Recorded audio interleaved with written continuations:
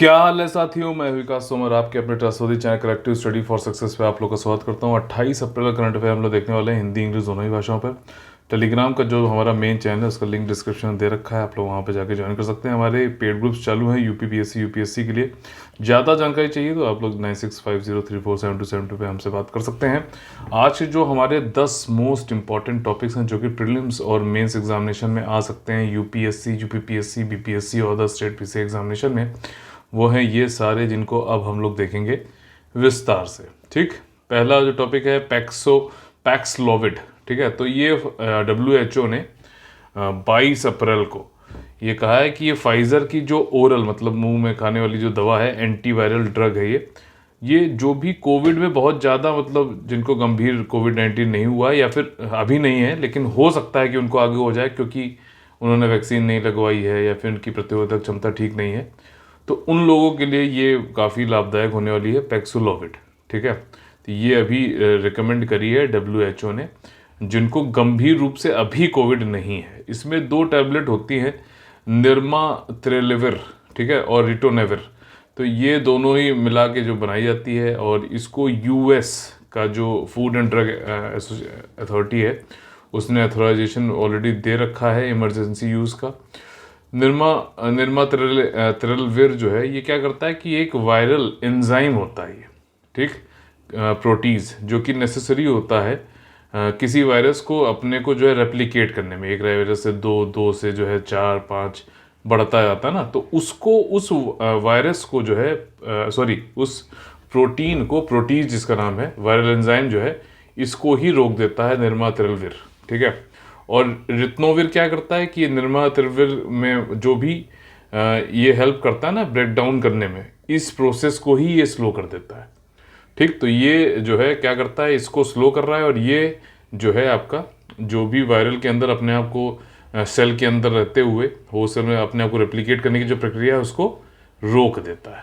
ठीक, तो ये इसको मदद करता है कि ज़्यादा टाइम तक रहे, तो ज़्यादा टाइम तक हमें उस वायरस से जो है सुरक्षा मिलती रहती है। ड्रग जो है ये एडवांटेज इसका जो है वैक्सीन के ऊपर क्या है ये समझना जरूरी है। ये बारीक पॉइंट्स होते हैं, ज़्यादातर मैंने आप लोग को पढ़ाया है, आप लोग को पता भी है कि वैक्सीन जो भी बनाई जा रही है कोविड से निपटने के लिए, वो उसके जो स्पाइक्स बने हुए हैं ये, ठीक है, ये इसको पेनिट्रेट करने में, सेल के अंदर जो है पेनिट्रेट करने में आसानी करते हैं। तो इसको जो है ये लोग जो है क्या कहते हैं, टारगेट करते हैं जितनी वैक्सीन है। ठीक, लेकिन ये जो निर्मात्रेलिविर या फिर पैक्सलोविड जो ड्रग है ये क्या करती है कि ये जो स्पाइक है, ये स्पाइक्स ही जो है वायरस अपने आप को म्यूटेट कर रहा है, मतलब इसको बदलता रहता है। तो वैक्सीन मान लीजिए किसी एक स्पाइक प्रोटीन के लिए तो था लेकिन उसने अपने आप को बदल दिया तो उसके ऊपर इनएफेक्टिव हो गया। लेकिन पैक्सलोविड क्या कर रहा है, पैक्सलोविड जो है उसको तो भाई साहब जो रेप्लिकेट करने वाली चीज़ है उसी खत्म कर दे रहा है, रेप्लिकेट ही नहीं होने दे रहा है। साथ ही साथ ये जो स्पाइक प्रोटीन है इन पर नहीं करता है वो टारगेट, जो बाकी जो वायरस की जो और जो जगहें हैं, जो कमज़ोर जगह हैं उनको जो है टारगेट करता है। तो यहाँ पर ये म्यूटेट कर भी जाए वायरस, ठीक, तब भी ये इफेक्टिव रहता है पैक्सलोविड निर्मात्रेलिविर की वजह से। ये इंपॉर्टेंट चीज़ है। इस तरीके से घुस के जो क्वेश्चन है यूपीएससी पूछता है, ठीक है, तो वहाँ पे आ जाएगा। बाकी किसने दी, क्या काम करता है, फाइजर की है, ये सब स्टेट पीसी एग्जामिनेशन में पूछा जा सकता है। अगला टॉपिक जो है ये भी भाई साहब कोविड से संबंधित है। कोविड बढ़ रहा है, प्लीज़ आप लोग सभी लोग जो है अपना ख्याल रखिए, अपने जो भी है प्रिकॉशंस हैं लेते रहिए, बिल्कुल जो है ढील मत करिए इसमें। ठीक है, अगला है मोंटेलुकास्ट। मोंटेलुकास्ट क्या है, सिंपल सी एक ड्रग है जो कि अस्थमा और एलर्जी से निपटने के लिए दी जाती है, नॉर्मली इंडिया में प्रिस्क्राइब करी जाती है। इसको जो है बोला जा रहा है, अभी देखा जा रहा है कि Indian institute of science Bangalore में है ये, इसने बताया है कि भाई साहब ये एक प्रोटीन होता है कोरोना वायरस के अंतर्गत जो इसको हेल्प करता है रेप्लिकेट, मतलब वही ना जैसे वो वहाँ रोक रहा था वैसे ही जो है इस ड्रग में भी, मोंटेलुकास्ट में भी, जो रेप्लिकेशन करने वाला जो प्रोटीन है उसको ब्लॉक कर देता है ये मोंटेलुकास्ट।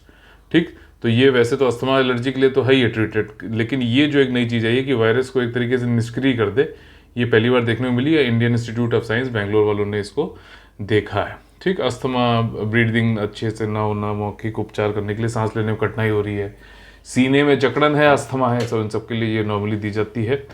और जो है ये कुछ जो है लोग अभी कोविड-19 के पेशेंट को दे भी रहे हैं जिनको अस्थमा है ऑलरेडी, ठीक, क्योंकि सांस लेने में वैसे भी दिक्कत होती है कोरोना वाले वायरस में। अभी ये एंटीवायरल एक्टिविटी भी इसके अंतर्गत है, ये जो है पहली बार अभी यहाँ पर देखा गया है मोंटेलुकास्ट, ठीक है। ये अपना जो टॉपिक था अगला।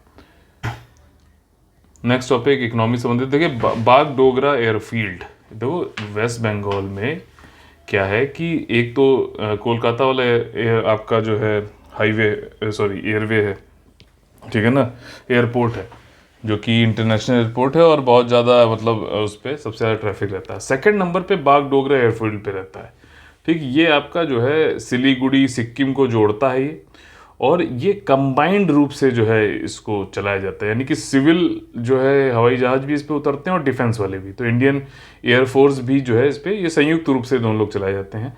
और ये सेकंड नंबर पे सबसे ज़्यादा ट्रैफिक जो है वेस्ट बंगाल में इसी इंटरनेशनल एयरपोर्ट पे रहता है, और इसको जो है टूरिज्म और इकोनॉमी के लिए काफ़ी ज़्यादा जो है इसको बढ़ाया जाता, मतलब काफ़ी ज़्यादा इंपॉर्टेंट रखता है इसके लिए।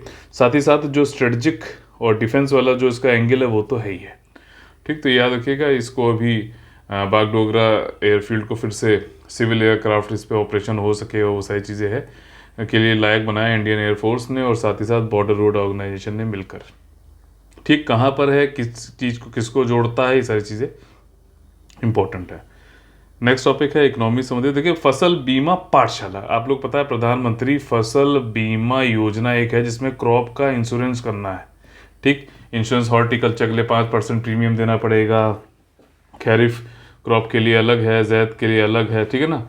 तो फसल का बीमा कराओ, ठीक है। तो ये फसल के बीमा कराना क्यों, कैसे कराएं, कैसे इसका बेनिफिट लें, क्यों इम्पोर्टेंट है, ये सारी चीज़ें, ये स्कीम तो आ गई लेकिन इसके बारे में जागरूकता नहीं आई इतनी लोगों के अंदर, तो उसी जागरूकता को बढ़ाने के लिए पाठशाला रखी गई। सिंपल चीज़ है, अभी किसान भागीदारी प्राथमिकता कैंपेन चल रहा है, 25 अप्रैल से 1 मई तक चलेगा।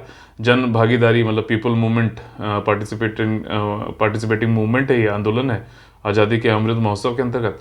इसमें ये प्रधानमंत्री फसल बीमा योजना जो है उसके बारे में बताया जाएगा कि भाई कि इसके फीचर्स प्रोविजंस क्या हैं, प्रमुख पहलू क्या हैं, भाई क्या क्यों इम्पोर्टेंट है कि आप अपनी क्रॉप को इंश्योर कराएं, ठीक। कैसे इस स्कीम का बेनिफिट ले सकते हैं, ये सारी चीज़ें इसमें बताई जाती हैं।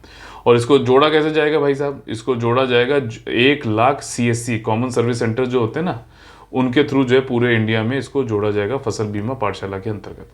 नेशनल लेवल स्पेशल प्रोग्राम है, 27 अप्रैल को अभी जो यूनियन मिनिस्टर एग्रीकल्चर के हैं ये इसको चालू करेंगे, ठीक। तो यही सारी चीज़ें इसमें बताई गई हैं। नेक्स्ट टॉपिक है आपका इकोनॉमी से संबंधित रोपवे प्रोजेक्ट। अब रोपवे से संबंधित बजट में हम लोग ने कौन सी जो है स्कीम की बात कही है, मैंने आप लोगों को कई बार बताया भी, बजट का ऑलरेडी हमारा वीडियो पड़ा हुआ है, इकोनॉमिक सर्वे का ऑलरेडी वीडियो पड़ा हुआ है, उसको आप देख सकते हैं, ठीक। और रोपवे प्रोजेक्ट यहाँ पर जो है हिमाचल प्रदेश की बात हो रही है। हिमाचल प्रदेश की गवर्नमेंट ने MOU साइन किया है। 7 रोपवे प्रोजेक्ट जो है कांगड़ा, कुल्लू, चंबा, सिरमौर और बिलासपुर डिस्ट्रिक्ट में ये चालू करेगा। MOU जो समझौता ज्ञापन किया इन्होंने किसके साथ किया, ropeway and rapid transport system development corporation HP limited के साथ किया है, and national highway logistics management limited इसके साथ में किया है इन्होंने। और मतलब वही है, रोपवे बढ़ाएंगे, टूरिज्म बढ़ाएंगे और इनोवेटिव ट्रांसपोर्ट सोल्यूशन देंगे। और भाई साहब देवघर जैसा अभी झारखंड में जो कांड हुआ है वैसा ना हो, इसलिए मेंटेनेंस और ये सारी चीज़ें भी हो रही हैं और हाईवे भी अच्छे किए जा रहे हैं। यहाँ पे हाईवे की बात हो रही है, पठानकोट से चक्की, मंडी, मंडी से मनाली, शिमला से मोटो, इतना लंबा रोपवे तो नहीं बना सकते ना, हाईवे की बात हो रही है यहाँ पर, ठीक। ऊपर जो है रोपवे की बात थी, नीचे हाईवे। नेक्स्ट भाई साहब बहुत अच्छी न्यूज़ है इस समय कि जो जैसे कर जो होता है यानी कि टैक्स, वो 2 तरीके का होता है, एक होता है प्रत्यक्ष और एक होता है अप्रत्यक्ष, ठीक। तो प्रत्यक्ष मतलब डायरेक्ट और अप्रत्यक्ष मतलब इनडायरेक्ट। इनडायरेक्ट कौन सा हुआ, GST, ठीक, एक सिंगल बना दिया गया। डायरेक्ट कौन सा होते हैं भाई साहब, जैसे इनकम टैक्स हो गया हमारा, कॉर्पोरेट टैक्स हो गया, ठीक है। तो ये सब जो सिक्योरिटी ट्रांजैक्शन टैक्स हो गया, ये सब जो है डायरेक्ट, मतलब कि जो इनकम मतलब जो कमा रहा है उसके ऊपर डायरेक्टली उससे टैक्स लिया जा रहा है, ठीक। लेकिन इनडायरेक्ट में क्या होता है कि जो बना रहा है उसके ऊपर नहीं टैक्स लगता है, जो उसको कंज्यूम कर रहा है फाइनल गुड को उसके ऊपर टैक्स लगता है। इसको बिल्कुल एक कोड में कर दिया गया है GST के अंतर्गत। अब यहाँ पर क्या है कि विगत वर्षों में देखा गया है कि इनडायरेक्ट टैक्स, ठीक, इनडायरेक्ट टैक्स ज़्यादातर ज़्यादा रहता था डायरेक्ट टैक्स से, प्रत्यक्ष कर से अप्रत्यक्ष कर ज़्यादा रहता था। लेकिन इस बार जो है अभी जो पिछले साल का आंकड़ा आया है फाइनेंशियल ईयर 2022 वाला, उसमें देखा गया कि 14 लाख करोड़ रुपए जो है डायरेक्ट टैक्स का कलेक्शन हुआ, जो कि अभी तक का सबसे ज़्यादा है, और ये जीएसटी से भी ज़्यादा है। ऐसा central board of direct taxes जो है चेयरमैन जेबी महापात्रा जी ने अभी बताया है। ठीक, ग्रोथ जो है 49% हुई है 2020-21 के कंपैरिजन में देखा जाए, और ये कलेक्शन जो है बेस्ट एवर है इनकम टैक्स और कॉर्पोरेट टैक्स को अगर देखा जाए। डायरेक्ट टैक्स का जीडीपी के रेशियो में, मान लीजिए जीडीपी हमारे यहाँ जो है पूरी 100 रुपये है, तो उसमें जो है डायरेक्ट टैक्स यानी कि प्रत्यक्ष कर जो है क्या अनुपात में दिया देते हैं, 12 रुपये का। ठीक, तो 12% जो है tax, direct tax to GDP ratio रहता है। तो इसको जो है अगले 5-10 सालों में 15 से 20% करने की जो है बात करी जा रही है सीबीडीटी के द्वारा।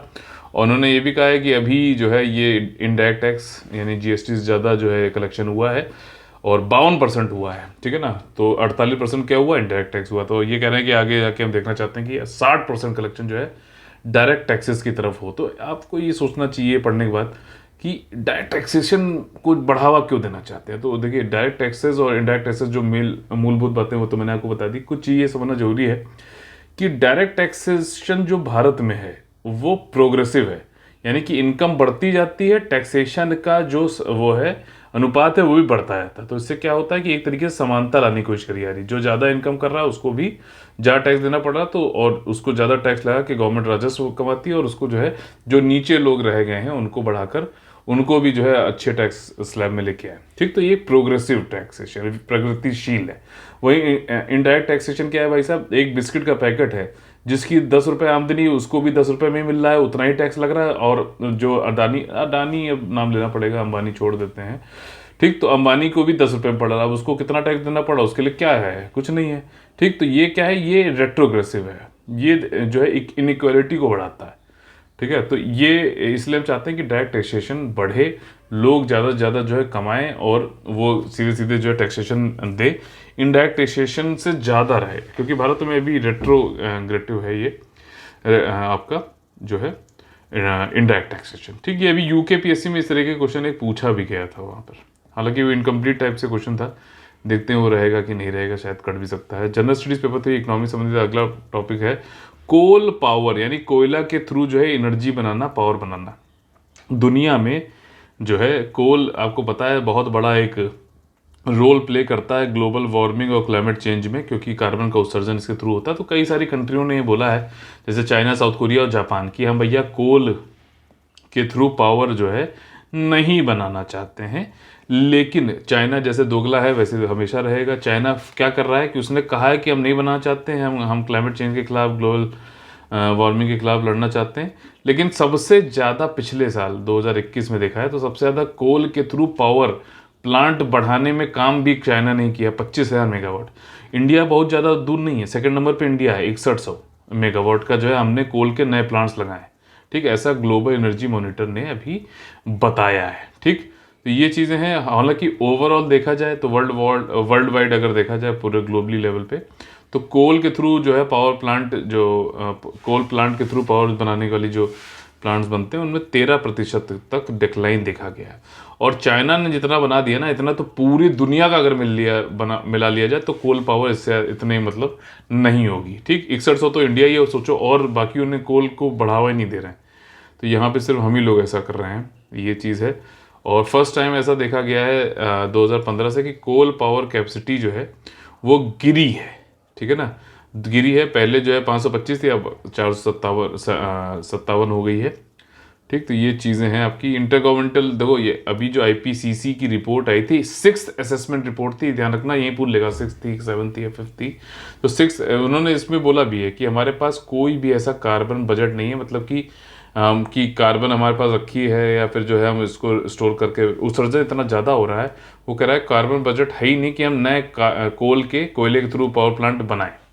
ठीक है ना, तो हमें क्या करना है कि कोल का यूज़ तो हमें 75% तक गिराना होगा 2030 तक। 2019 में मान लीजिए हम 100 यूनिट अगर यूज़ करते थे, तो अब हमें 2030 तक सिर्फ 25 यूनिट ही कोल के थ्रू बनानी है, ऐसा ये कह रहे हैं। नहीं तो जो ग्लोबल टेम्परेचर है हमारा 1.5 डिग्री तक जो हम लिमिट करना चाहते हैं, राइज जो टेम्परेचर बढ़ने वाला वो 1.5 तक ही डिग्री तक हो, 2100 तक, ये हम टारगेट अचीव नहीं कर पाएंगे, जैसा कि पेरिस एग्रीमेंट में बोला गया है। ठीक, अगला टॉपिक है डिफेंस एंड सिक्योरिटी इशू संबंधित रैमस्टन एयर बेस। अब देखो ये जो एयर बेस है ये है जर्मनी में, लेकिन भाई साहब ये एयरबेस जर्मनी में होते हुए भी यूएसए का है, और यूएसए जो है इसके थ्रू पूरे यूरोप और अफ्रीका में अपना कि भाई साहब हाँ हम आपको जो है सेफ रखेंगे, हम आपकी तरफ से करेंगे, अपना जो है जर्मनी में अपना एक इसने एयरबेस बना रखा है।